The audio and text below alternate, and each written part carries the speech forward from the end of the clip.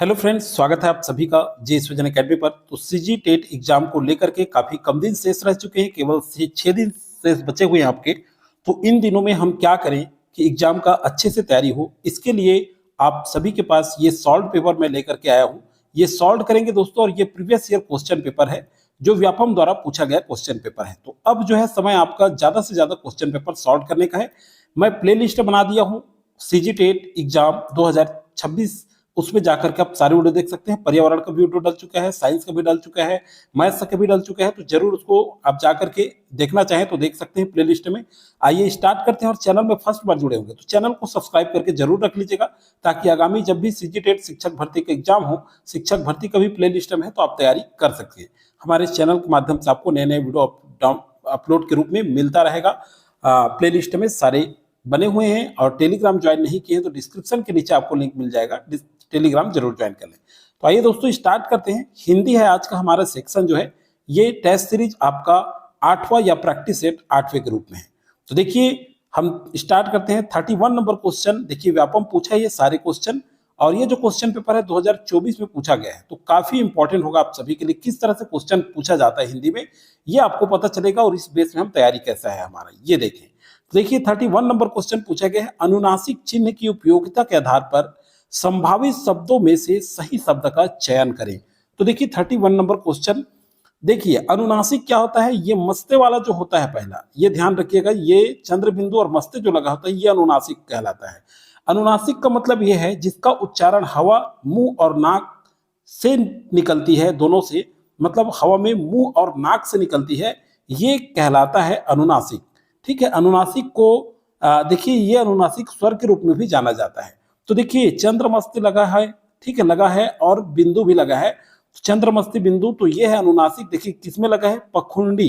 अब देखिए सही शब्द का चयन करना है संभावित, तो शब्दों को सही शब्द जो है उसको, तो ये पहला नहीं होगा। दूसरा देखिए पंखुंडी, तो बिल्कुल पंखुड़ी, पंखुड़ी लिखा है, पंखुंडी नहीं, क्योंकि अड़ा है, ड में अम का मात्रा है, तो पंखुड़ी, तो बिल्कुल सही आंसर बी आ जाएगा। ठीक है, प में अम का मात्रा लगा है, यहाँ देखिए ये दोनों तो आएगा नहीं क्योंकि मस्ते बस लगा है, तो ये यही से कट जाएगा। ठीक है, तो इस तरह से मैं पहला एक्सप्लेन करके आपको बता दी हूँ, बाकी हम एक्सप्लेन नहीं करेंगे, सीधा सीधा आंसर देखेंगे। ये आपका स्कोरिंग सब्जेक्ट हो सकता है दोस्तों, ये जो हिंदी है ये स्कोरिंग हो सकता है। ज्यादा से ज्यादा ध्यान रखें, इसको ज्यादा से ज्यादा अच्छा करें ताकि ज्यादा नंबर आप खींच पाए इसमें।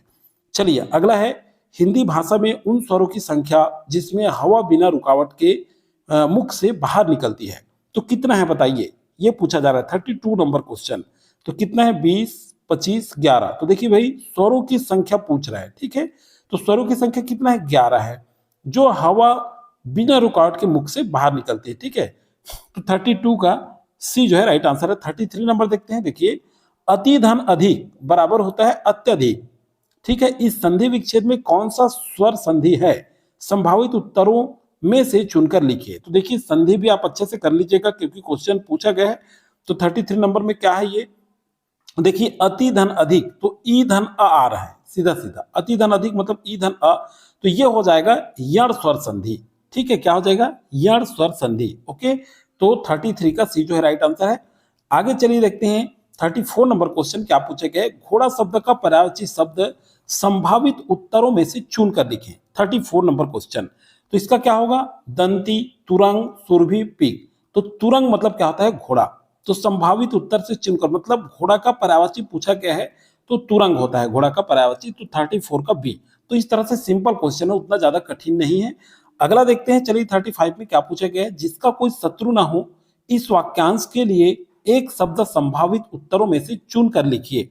तो 35 में क्या हो जाएगा इसका, देखिए अल्पभाषी जिसका कोई शत्रु ना हो, ये तो नहीं होगा, अत्याचारी ये भी नहीं होगा, अजात शत्रु जिसका कोई शत्रु नहीं होता उसको अजात शत्रु कहते हैं। तो 35 का सी जो है राइट आंसर होगा। अब देखिए 36, दिए गए तद्भव शब्द का तत्सम रूप संभावित उत्तरों में से छुट कर लिखिए। देखिए तद्भव शब्द दिया गया, तद्भव शब्द है पैर, अब इसका संभावित जो तत्सम होगा वो क्या होगा, तो पत्र होगा नहीं, पाषाण नहीं, पद होगा, क्या होगा, पद।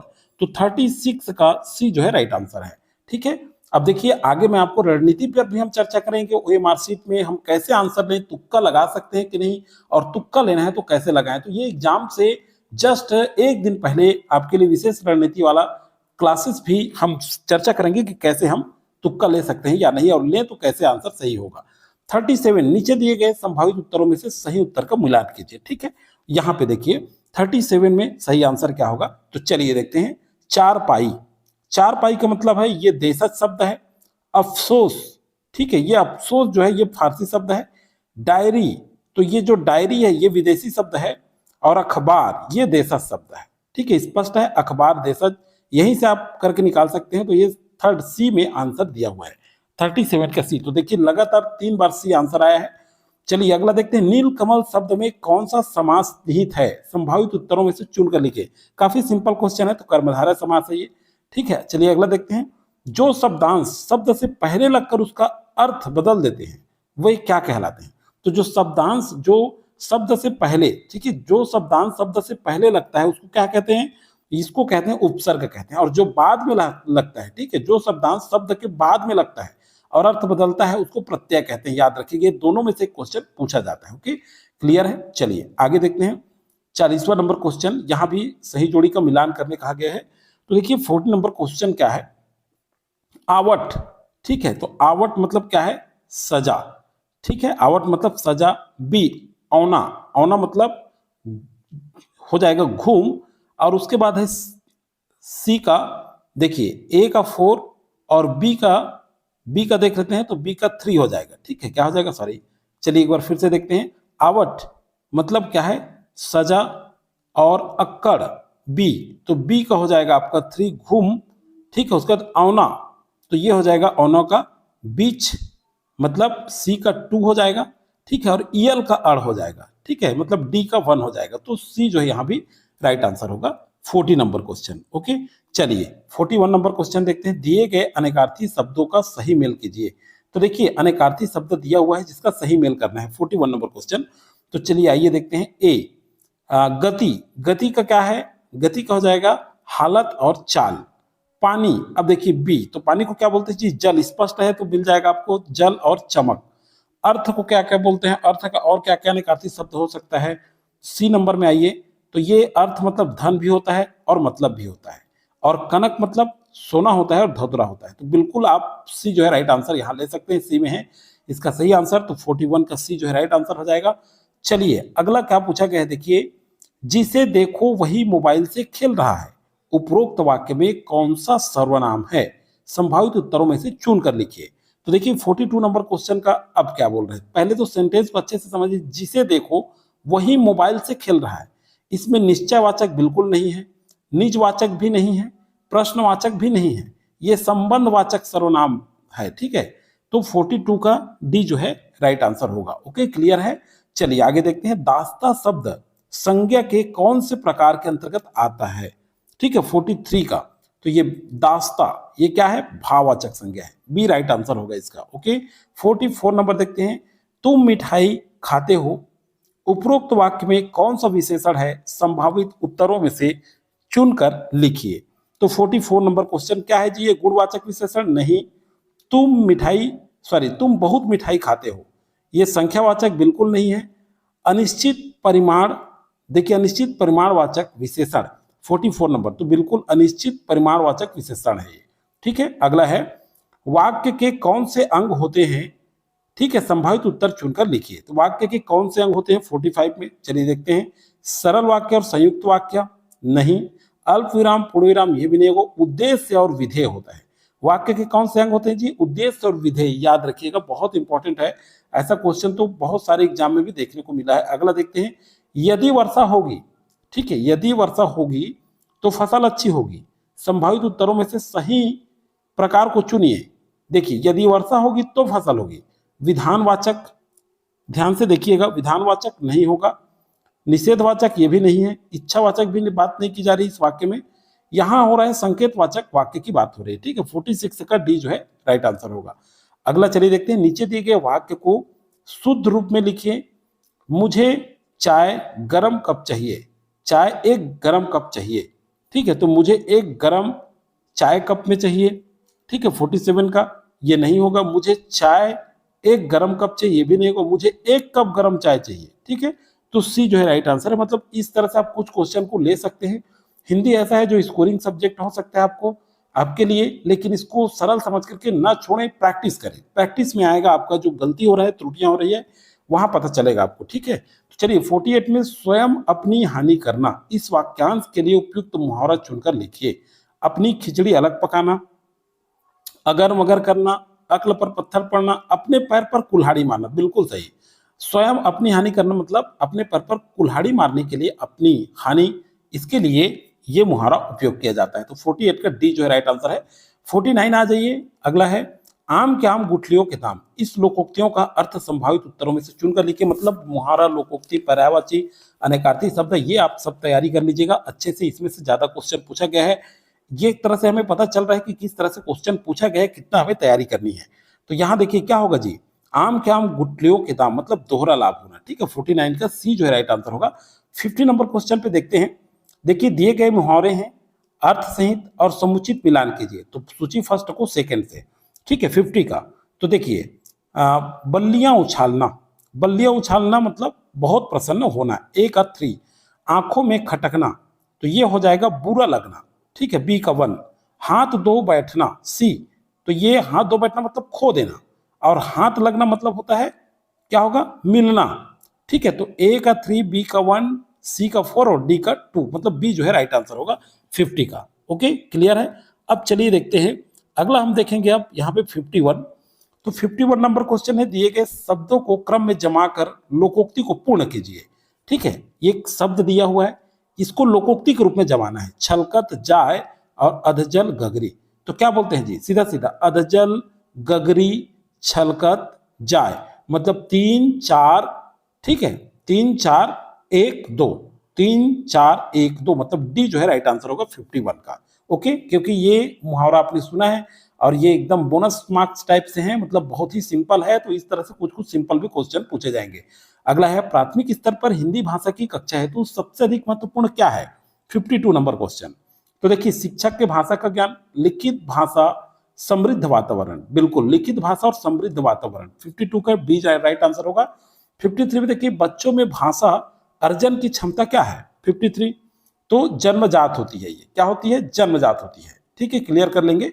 अगला है बच्चे अपने, अब देखिए अब ये क्वेश्चन आपको प्रैक्टिस से आएगा, ये क्वेश्चन आपको प्रैक्टिस करना होगा, ठीक है। ये बाल विकास एवं शिक्षा शास्त्र जैसे क्वेश्चन है, तो ऐसे क्वेश्चन कैसे सॉल्व होंगे, ज्यादा से ज्यादा एमसीक्यू या ज्यादा से ज्यादा इस तरह से जो क्वेश्चन आज हम सॉल्व कर रहे हैं, ये क्वेश्चन सॉल्व करेंगे तो, और मैं लगातार वीडियो प्रोवाइड कराऊंगा आप सभी को। बच्चे अपनी भाषा में तर्क करने व अवधारणा बनाने में सक्षम हो जाते हैं, 54 नंबर। तो देखिए कब हो जाते हैं, 10 वर्ष की आयु में, ठीक है। सी जो है राइट आंसर होगा 54 का। 55 नंबर क्वेश्चन देखते हैं, प्रारंभिक स्तर में लेखन कौशल के विकास की शुरुआत करनी चाहिए 55 में, तो कब करनी चाहिए जी, वर्ण लेखन के द्वारा, नाम लिखवाकर, मनचाही आड़ी तिरछी लाइन खिंचवाकर, बिल्कुल सही। 55 का सी जो है राइट आंसर होगा। 56 देखिए बच्चों में भाषाई क्षमता का सर्वाधिक विकास होता है, ठीक है। कब होता है जी, पाठ्य पुस्तक से, बाल साहित्य से, अभ्यास से और सामाजिक अंतःक्रिया से।